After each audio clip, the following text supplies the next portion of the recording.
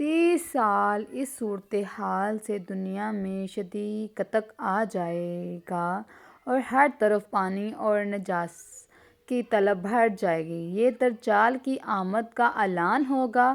زمین پر پیداوار 1/3 کم کر دی گئی۔ آسمان سے بارشوں کا سلسلہ کم ہو جائے گا چونکہ زمین کے گلنے کی صلاحیت کم ہو جائے گی۔ 1 سال گزرے گا اور زمین اپنی پیداوار اور مزید 1/3 کم کر دے گی۔ آسمان سے بارش مزید کم برسے گی۔ 30 سال اس صورتحال سے دنیا میں ایک شدید قطع آ جائے گا اور ہر طرف پانی اور نجات کا طلب بڑھ جائے گی۔ یہ دجال کی آمد کا اعلان ہوگا۔ ایسے حالات میں دجال دنیا میں نمودار ہوگا۔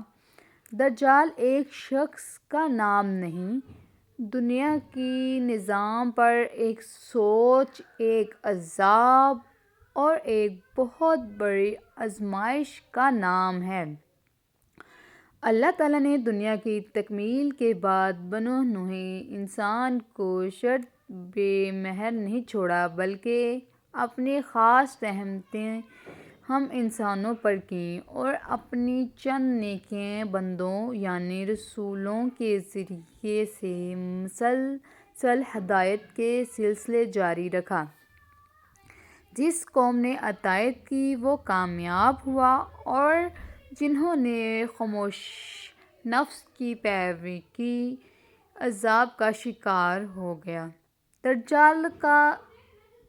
دجال کے خروج سے قبل اس کے لیے راہ نمودار کرنے کا سلسلہ یہودی انصاری کی کوشش سے جاری ہے۔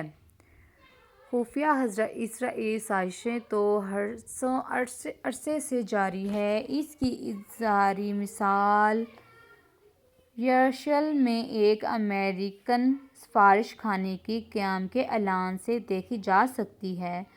دجال کو اللہ بہت زیادہ قوت عطا فرمائے گی کہ دنیا کے تمام وسائل پر اس وقت قابو ہوگا جب دنیا شدید قطع کی لپیٹ میں ہوگی اور یہ ساری دنیا کے ارد گرد اپنے جدید سواروں میں چکر لگائے گا۔ دجال پر 40 دن قیام کر دیا۔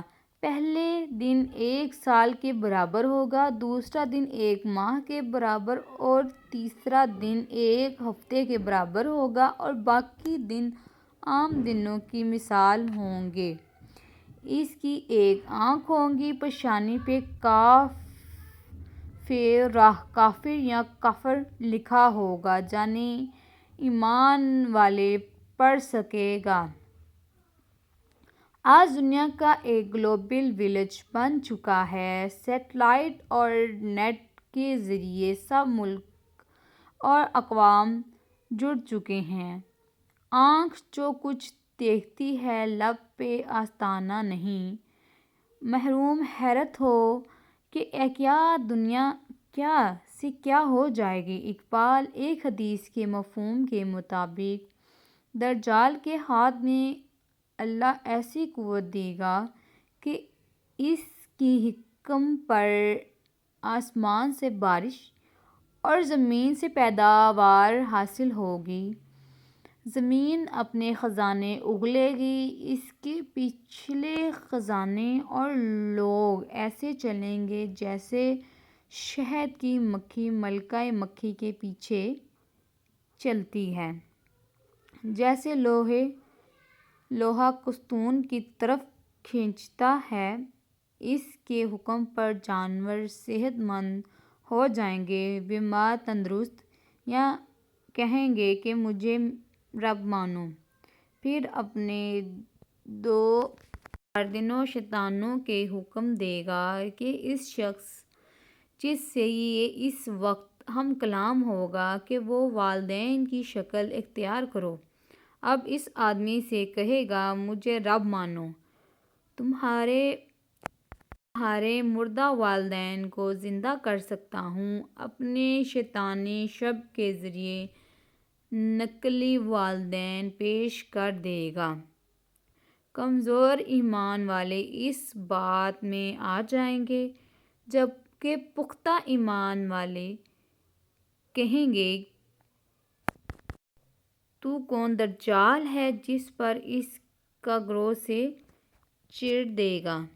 یہ آدمی کو قتل کے بعد دوبارہ زندہ کر دے گا اور کہے گا، میں تیرا رب ہوں۔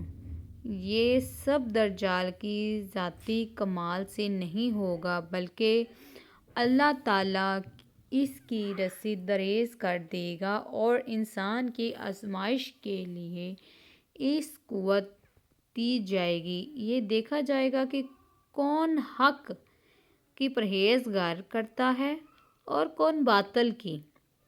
اس کے پاس بہت سے حربین ہوں گے، بہت شدید ہوں گے اور وسائل پر اس کا قابو ہوگا کہ دنیا پر قیامت سے پہلے ایک قیامت برپا کر دے گا۔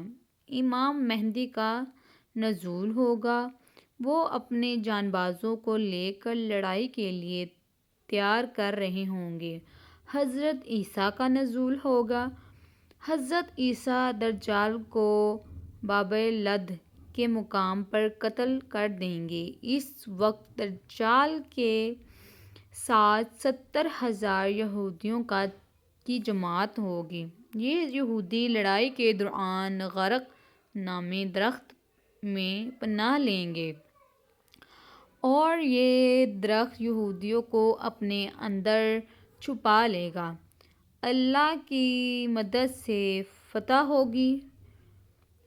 فتنہ دجال بعثت آدم سے قیامت تک کی سب سے بڑی اور ہولناک آزمائش ہے۔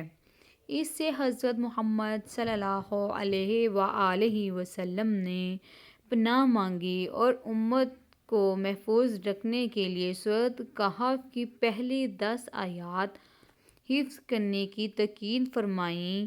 اللہ مجھے، آپ سب کو اور ہماری آنے والی نسلوں کو اس سے محفوظ رکھے۔ آمین ثم آمین۔